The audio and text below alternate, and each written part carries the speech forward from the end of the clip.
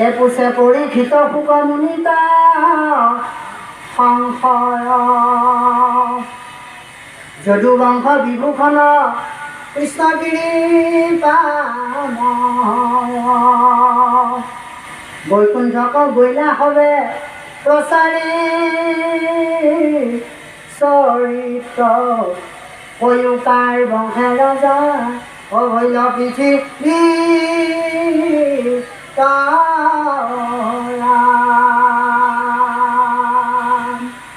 ফুকনি গদতি ৰাজা শুনি পৰীক্ষিত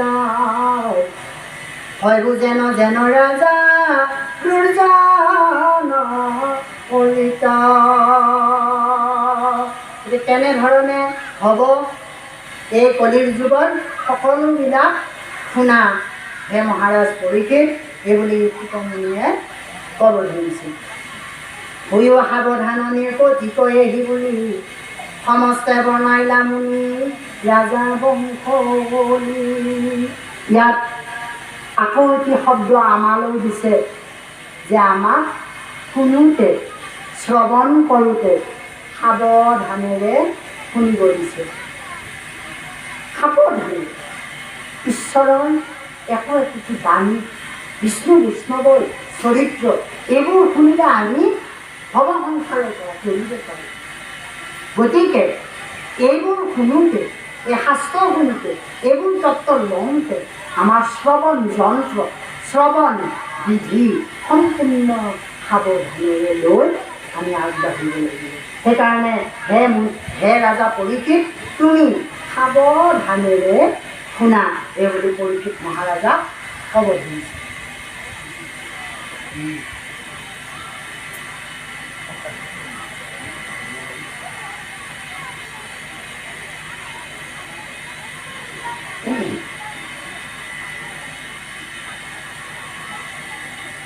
যাৰ বংশে ৰাজা হুয়া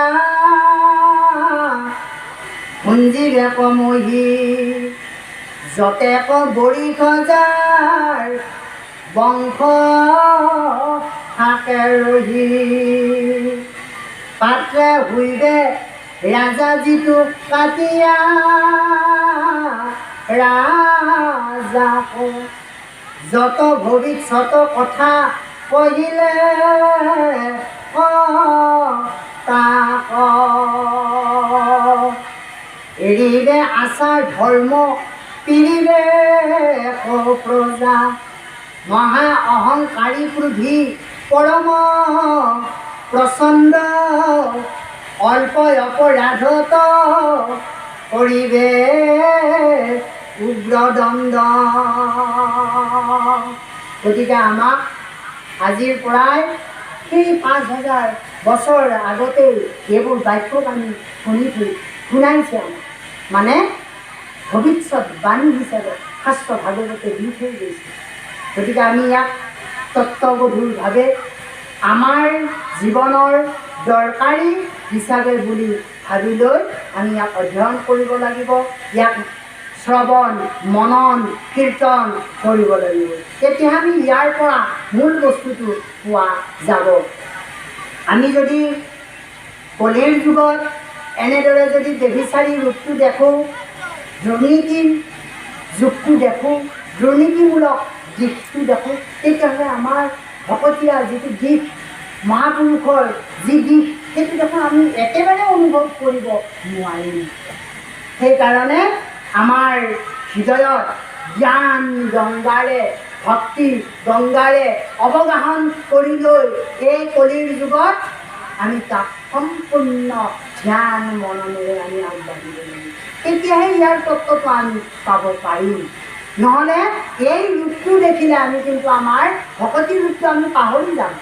কৈছে শাস্ত্ৰভাগত মহা অহংকাৰী ক্ৰোধী পৰম প্ৰচণ্ড অল্প অপৰাধত কৰিবে উগ্ৰদণ্ড স্ত্ৰীবধ ব্ৰহ্মবধ ভূবধ পাপে বলে হৰিবে কৰ দ্বাৰা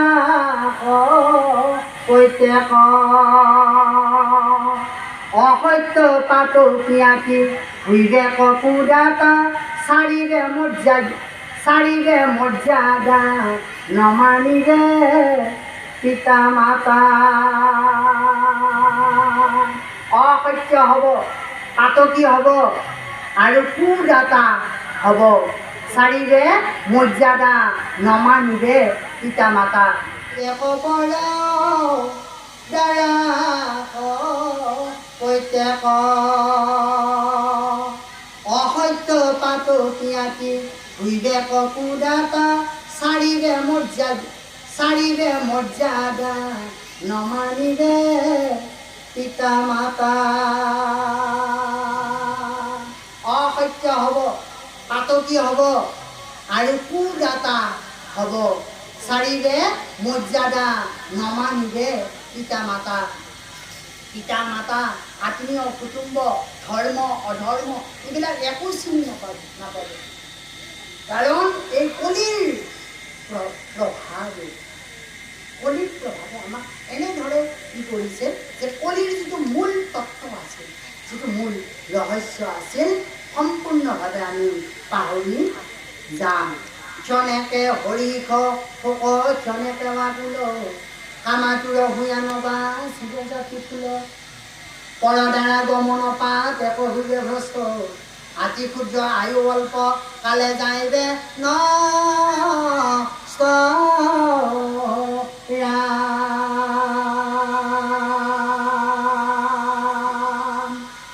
আমাৰ আয়ু, আমাৰ মতি অল্প হ'ব। অল্প মানে তাকৰ কম হ'ব। গতিকে এই কল্প আয়ুষত, অল্প জ্ঞানত আমি এই 4 বেদ 14 শাস্ত্ৰ 18 পুৰাণ এইবোৰতো আমি পঢ়িবলৈ সময় নাপাম। অল্প বয়সত, অল্প আয়ুষত, অল্প মতিত। সেইকাৰণে সেই সময়তে আমাৰ মহাপুৰুষ গুৰুজনাৰ ৰচিত কীৰ্তন ঘোষাৰ চতুৰ্বিংশতি অৱতাৰৰ চতুৰ্থ কীৰ্তনৰ আৰম্ভণি লিখিছে যে ব্যাস নামে হইলা সত্য অতিৰ সন্ততি দেখিলা হাপতা হইলা আতি অল্পমতি কৰিলা অনেক শাখা চাৰিও বেদৰ পুৰাণ ভাৰত শাস্ত্ৰ নিৰ্মিলা বিশ্বৰ। এই কলিৰ যুগৰ পৰা তৰি যাবৰ কাৰণে কলিৰ এই দিশটো আৰু অন্য যিটো কৃষ্ণ কেন্দ্ৰিক দিশ ভগৱন্তক পোৱাৰ দিশ আকাশ পাতাল বুলি কৈছে। সেয়া আমি পৰম প্ৰভু ভগৱন্তৰ শ্ৰীচৰণত আত্মসমৰ্পণ লৈ এক মনে এক চিত্তে কায় বাক্য মনে গুৰুৰ চৰণত প্ৰণাম লৈ আশ্ৰয় গ্ৰহণ কৰি ভগৱন্তৰ নাম লৈ আমি আগবাঢ়িব লাগিব। ইয়াত কৈছে যে এনেকুৱা এখন প্ৰতিচ্ছবি ইয়াত দাঙি ধৰিছে।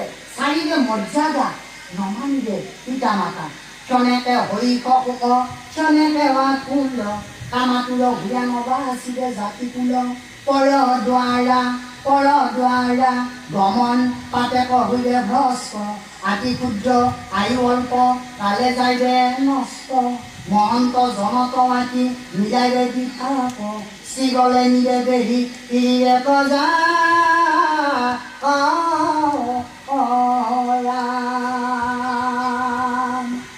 আতি অনাচাৰী দেৱী চাৰি অকুলি মহাম্ৰে সহবে ধনী দেৱ ৰাজসীম হেন ৰাজা হব যিৰে খৰম অধিকাৰী তাতে অনুবৰ্তী থাকে যতনৰ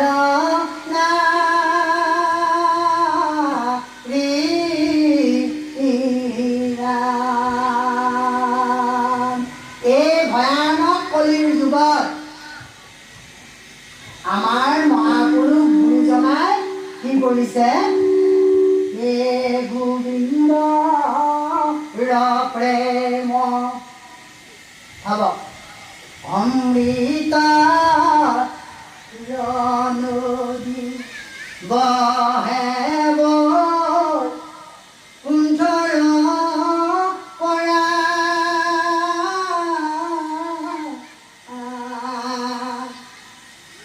চাৰি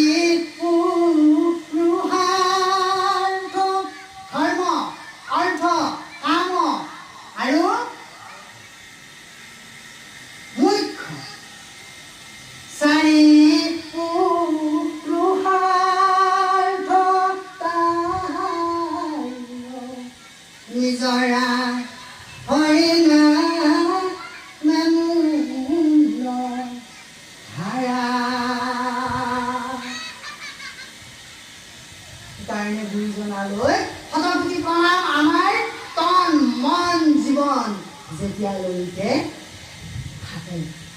আৰু শেষত সেই মাধৱ পুৰুষে যে শ্ৰীমন্ত শংকৰদেৱ গুৰুজনাই যে জগতগুৰু কৃষ্ণ বন্দে জগতগুৰু হৰিৰাম হৰিৰাম। কৃষ্ণক আমি কৃষ্ণক বন্দনা কৰিছোঁ আৰু তেওঁৱেই যে জগতগুৰু, তেওঁৱেই যে হৰিনাম এই মৰ্তলৈ আনি দিলে, আমাৰ গৃহখন স্বৰ্গলৈ ৰূপান্তৰিত কৰি দিছে। আমি যদিও গাঢ় আশ্ৰমত আছোঁ এই কলিৰ যুগত, এটি লেতেৰা মেটেকা থকা খালত আমি ডুব গৈ আছোঁ। পুনি, আমি পুনি বুলি কওঁ পানীত থকা এবিধ শাকজাতীয় উদ্ভিদ, আপোনালোকে জানে। এই পুনি গুচাই আমি ডুব মাৰিছোঁ। ডুব মাৰোঁতে এনে সুন্দৰ শীতল পানী, চেঁচা পানী গৰমৰ দিনত গা ধুই থাকোঁ যেন লাগে, নহয়নে তাৰ সমস্ত? কিন্তু আকৌ যদি আমি ওলাই আহোঁ, পুনিয়ে লেতেৰাই লেতেৰাই আগবাঢ়ি আকৌ আমাক আগুৰি দিয়ে।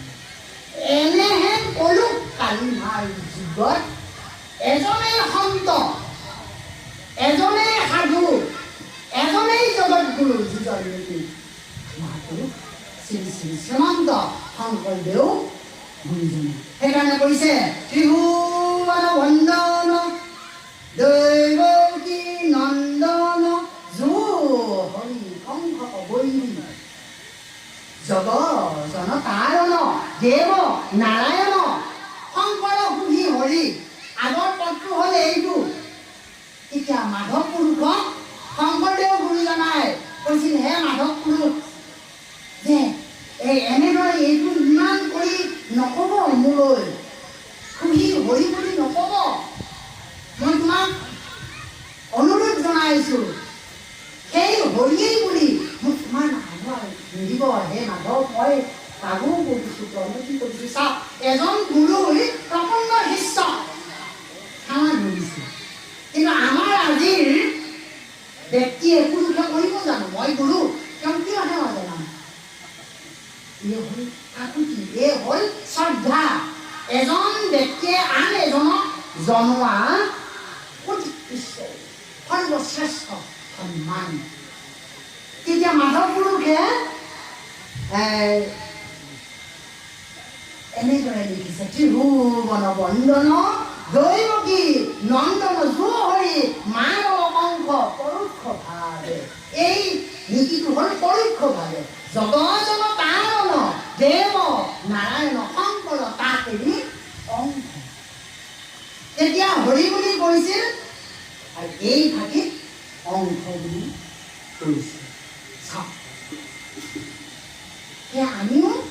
আমি ভকত হিচাপে, আমি সাধু হিচাপে আমি নিজকে নিজক পৰিচয় দিব নালাগে। বাদজনা কৃপালু ধৰ্মস্থ, আমি এজন মহাবৈষ্ণৱ, আমি এজন মহাভকত, এনেধৰণৰ আমি কেতিয়াও গৰ্ব কৰিব নালাগে। আমি গৰ্ব কৰিব লাগে যে গোপী ভৰ্তা পদ কমলৰ, সেইজন গোপী ভৰ্তা পদ কমলৰ দাসৰো দাস পান দাস হৰিৰো। আমাৰ যিটো অনুভৱ, আমাৰ যিটো ধাৰণা, আমাৰ যিটো আচৰণ, আমাৰ যিটো নমনীয়, আমাৰ যিটো দাস্য ভাৱ, এই হ'ব লাগিব। আমি এজনে আন এজনৰ ভকতৰ আমি শুশ্ৰূষা কৰিব পাৰিব লাগিব। তেওঁৰ বিপদত, তেওঁৰ আপদত, তেওঁৰ দুখত, তেওঁৰ সুখত আমি কি সমভাগী হ'ব পাৰিব লাগিব। তেওঁ ভকত, তেওঁ কৃষ্ণ ভকত, তেওঁৰ অন্তৰাত্মাত পৰমাত্মাৰ অংশ হিচাপে পৰম চৈতন্য বেদান্তৰ ইশ হৰি জীৱ আত্মাৰূপে বিদ্যমান। সেয়ে আমি এনেধৰণৰ ভাৱ লৈ ভকতে ভকতৰ সুখৰ কামনা কৰি তেওঁৰ দুখত দুখী হৈ, তেওঁৰ সুখত সুখী হৈ আমি যেতিয়া আগবাঢ়িম, কৃষ্ণ ভক্ত সৰ্বঠায়ে পায়। চাব সমস্ত কৃষ্ণ ভকত সৰ্বঠায়ে পায়, কিন্তু ভকত পাবলৈ নাই। ভকতৰ ভকত আমি পাব লাগিব। সেইকাৰণে কৈছে যে নুহু জানা আমি চাৰি জাতি, ব্ৰাহ্মণ ক্ষত্ৰিয় বৈশ্য শূদ্ৰ নুহু নহয়, চাৰিও আঁচনি নুহু। আজি আমি চাৰি আঁচনিও নহয়, ব্ৰহ্মচাৰী বা ব্ৰহ্মচৰ্য, গাৰস্থ, বানপ্ৰস্থ, সন্ন্যাস এইবোৰো আমি নহয়। আৰু নুহু ধৰ্মশীল, দান, ব্ৰত, তীৰ্থ, দানী এইবোৰো নহওঁ। কিন্তু আমি হওঁ, নটো কাটিছোঁ আগৰ, ন হওঁ দন্ত্য নটো কাটি দিছোঁ। যে আমি হওঁ গোপী ভৰ্তা পদ কমলৰ, সেই গোপী ভৰ্তা পদ কমলৰ দাসৰো দাস, দাস মানে ভকত, সেই দাসৰো দাস, দাসৰো দাস কাণ দাস হইনো আমি। এইবোৰো নহওঁ, কিন্তু আমি হওঁ, নটো কাটিছোঁ আগৰ, ন হওঁ দন্ত্য নটো কাটি দিছোঁ। যে আমি হওঁ গোপী ভৰ্তা পদ কমলৰ, সেই গোপী ভৰ্তা পদ কমলৰ দাসৰো দাস, দাস মানে ভকত, সেই দাসৰো দাস, দাসৰো দাস কাণ দাস হইনো আমি। সেয়ে এই ভাৱটো, এই বৈষ্ণৱ দৰ্শনটো এখন শাস্ত্ৰতে উপলব্ধি। সেই শাস্ত্ৰ ভাৱেই হৈছে শ্ৰীমদ ভাগৱত। এই শাস্ত্ৰ ভাৱে তেতিয়া আমি কৃষ্ণৰ লেখীয়া হ'ম। ভগৱত তাৰ মানে ভাগৱত, কৃষ্ণৱত কৃষ্ণ, পুণ্যৱত পুণ্য, ধৰ্মৱত তাৰমানে ৱত মানে দৰে, ৱত সংস্কৃত, ধৰ্মৱত ধৰ্মৰ দৰে। সেইকাৰণে কৈছে যে আমি যেতিয়া ভগৱতৰ দৰে হ'ম, সেইকাৰণে ভগৱান। যে এজন মানুহ যেতিয়া ভাগৱত শাস্ত্ৰ ভাগ লৈ আপেল বেপাৰী এজনক যেতিয়া আমি আপেল বুলি মাতোঁ, চাব আজিকালি বজাৰত ঠেলাৱালাজনকে ঠেলাৱালা বুলি মাতোঁ, আপেলৱালাজনক আমি আপেল বেপাৰী বুলি মাতোঁ। আপেল তেওঁ আপেল বেপাৰ কাৰণে তেওঁৰ নামেই হৈ গ'ল আপেল। আমি আকৌ ভাগৱত শাস্ত্ৰ অধ্যয়ন কৰি ভাগৱত মূৰত লৈ আমি আগবাঢ়িছোঁ। আমি ভাগৱত আমাক কিয় নহয়, আমি ভাগৱত কিয় নহয়, কৃষ্ণ অনুগামী যেতিয়া আমি কৃষ্ণ কিয় নহয়। এই চেতনাৰে কৃষ্ণ কনচিয়াছনেছ মাইণ্ড, এই কৃষ্ণ কনচিয়াছনেছটো যেতিয়া আমাৰ শৰীৰত বৈষ্ণৱ চাৰিত্ৰিক দিশেৰে যেতিয়া তাত যেতিয়া বিস্ফোৰণ ঘটিব হৃদয়ত, তেতিয়াহে জ্ঞানৰ বন্তি জ্বলিব। সেই জ্ঞানৰ বন্তি জ্বলিব অখণ্ড মণ্ডলকাৰম ব্যাপ্তম येन সরাসরম তৎপদম দর্শিত येन তস্मै শ্রী গুরবে নমঃ। আমার দুর্গম মহোদয় গাইছে গুরুর ব্রহ্মা গুরুর বিষ্ণু গুরুর দেব মহেশ্বরম গুরু সাক্ষাৎ পরম ব্রহ্ম তস্मै শ্রী গুরবে নমঃ। অজ্ঞানতিমির অন্ধস্য জ্ঞানং জল শলকায়া চক্ষুর উন্মীলিতং येन তস্मै শ্রী গুরবে নমঃ। তেতিয়া সেইজন গুৰুৱে গুৰু, সেইজনহে পাৰমাৰ্থিক গুৰু, সেইজন গুৰুহে আমাক আধ্যাত্মিক সাগৰত কেতিয়াও আমাক বিপদত নেপেলায়। সেইজন এজনেই গুৰু জগ জন কাৰণ দেৱ নাৰায়ণ শংকৰ তাকেৰি অংশ। সেইজন গুৰুৱে হ'ল জগত গুৰু শ্ৰীমন্ত। আমি মুঠি মাৰি হাত দাঙি সহস্ৰজনৰ আগত আমি ক'ব পৰা বিধৰ এজন বৈষ্ণৱ শংকৰদেৱৰ অনুগামী শিষ্য হ'ব পাৰিব লাগিব। সেই সময়ত এজন মাধৱ পুৰুষে শদিয়াৰ পৰা ধুবুৰীলৈ শংকৰ মাধৱে বিভিন্ন সংগ্ৰাম নেওচি গোটেই ভকত বনাইছিল। আজিতো ১.৫ কোটিৰ ওপৰত ভকত বৈষ্ণৱ সাধু সমস্ত। গতিকে আমি সকলো বৈষ্ণৱ তেওঁ সত্ৰ শাখাৰ পৰা নহওক কিয়, একশৰণ ভাগৱতী সমাজৰ পৰা নহওক কিয়, শংকৰদেৱ সংঘৰ পৰা নহওক কিয়, কিন্তু আমি বৈষ্ণৱ সমস্ত বৈষ্ণৱ একত্ৰিত হৈ বিশ্বত দৰবাৰত শ্ৰীমন্ত শংকৰদেৱ গুৰুজনাক প্ৰতিষ্ঠা কৰিব পাৰিব লাগিব। এয়া আমাৰ সকলোৰে কিন্তু কাম্য হ'ব লাগিব। আমি এজন ভকত হৈ এজন সদাচাৰী ব্যক্তি হৈ কিন্তু আমি আমাৰ থালত এনেধৰণে আমি লাগিছোঁ যে আমি অমুকটো ছ'চাইটিহে আমি বেছিকৈ শংকৰদেৱ গুৰুজনাক ভাল পাওঁ, অমুকটো ছ'চাইটিয়ে অলপ বেয়া পায়, অমুকটো ছ'চাইটিয়ে পায়, তেনেধৰণৰ কথা নহয়। সমস্তজন বৈষ্ণৱ আমি বিষ্ণুৰ উপাসক পৰম কৃষ্ণ অনাদিৰ। সেইকাৰণে কৈছে